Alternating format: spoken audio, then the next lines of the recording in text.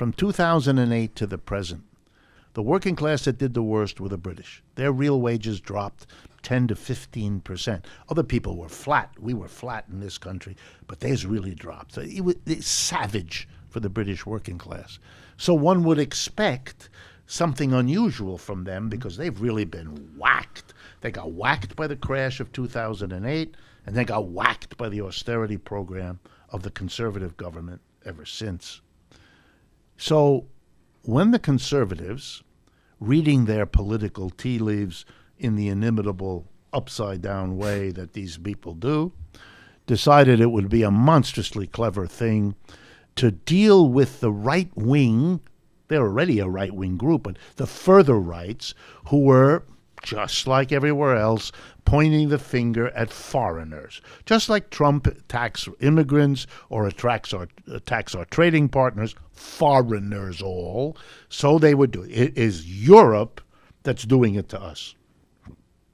Because if you get the British working class angry at Europeans, then they won't hopefully be angry at the system, at us, that is screwing, which is led by them. Okay, right. So there they go.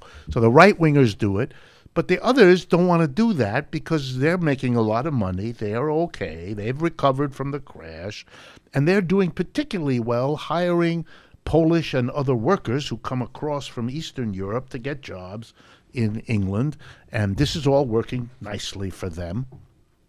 So they don't want to do it. So they say, okay, we'll put it up to a vote. Are we, the English, going to abandon Europe? Of course not. Stupid. What they didn't understand was the vote had nothing to do with Europe. That was just the ostensible purpose. What was really in the minds of the mass of people was they wanted to give the finger to the people who had been screwing them for 10 years really badly. So when they saw the elite say, of course, stay, it was called stay in Europe, and they saw even the Labour Party in those days supporting, not enthusiastically, but basically supporting staying, because the Labour Party at least understood that for the working class of England, being in of Europe, out of Europe, that's not their problem. That's not their issue, one way or the other. So what was left to the people was, if the ruling class wants us to do it, the least we can do is say no. Right. I believe it's exactly the same impulse that led large numbers of Americans to look right past Trump's weirdness and say, I'm voting for Trump because I want to give the finger to the Bush-Clinton game show of alternating the same thing, center-left, center-right. I want something different. I want to show I'm angry. That's what the British did. They voted to leave Europe. Makes absolutely no sense. Doesn't do anything for the British working class. If anything, makes their life harder, as they're now, by the way, figuring out. So, but you see there the rage and the anger that's looking for a place to go. The right wing gives them anti-immigrants, anti-foreigners. And the center-left gives them nothing. Job training.